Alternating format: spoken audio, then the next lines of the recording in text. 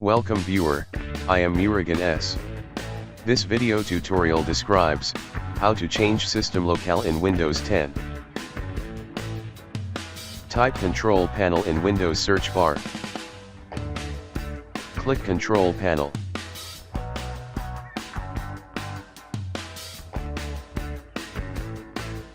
Click View by category.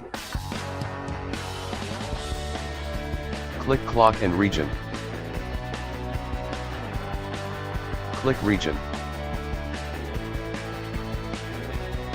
Click Change System Locale.